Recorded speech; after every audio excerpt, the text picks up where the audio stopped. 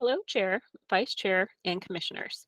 This is Annie Jensen. I'm a project manager in the City Manager's Office. I would like to present item D3.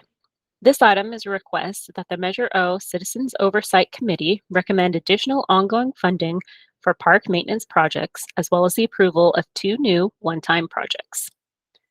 The first request we would like you to consider is increasing the ongoing maintenance budget for College Park maintenance and East Village Park operating maintenance. This is technically not a new project, but instead an increase in funding to two existing projects. Post-pandemic inflation has significantly increased maintenance costs for the two parks, particularly for materials and products. A one-time increase of $30,000 to the annual maintenance budget of these two parks will keep them in the shape and at a standard appropriate for two parks that get used as highly as these.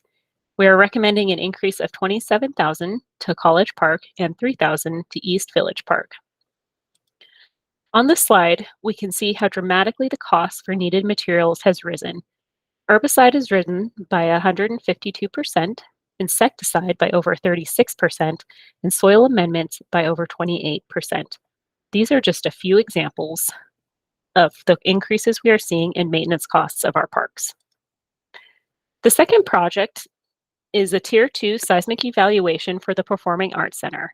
This would be a new project. The Performing Arts Center was designed and constructed in the late 1960s. No significant seismic or strengthening improvements have been performed since then.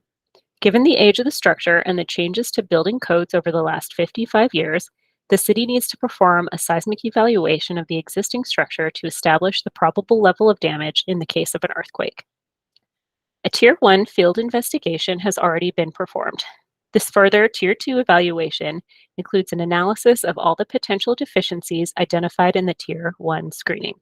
The total estimated project cost is $200,000 that will be spent in fiscal years 23-24 and 24-25. The third and final new project being proposed is a facilities assessment for 41 city-owned buildings. City-owned facilities have been impacted by long-term deferred capital improvements for systems such as HVAC, roofing, structural, electrical, and plumbing. Additionally, the city does not currently have a comprehensive inventory of building assets, nor a condition assessment of each asset. In order to address these deficiencies, the city needs specialized consulting services to develop a gap assessment management program that will help us to identify the current life cycle stages of critical facilities and infrastructure. The project will total $340,000 and span from fiscal years 22-23 to 25-26. This concludes staff's presentation. We welcome any questions that you may have on the projects. I will be at the meeting on January 26 along with Sherry Klima, our Deputy City Manager, and there will also be project managers from Public Works attending who will be able to address any questions you might have about these proposed new projects. We look forward to seeing and speaking with you on the 26th. Thank you. Goodbye.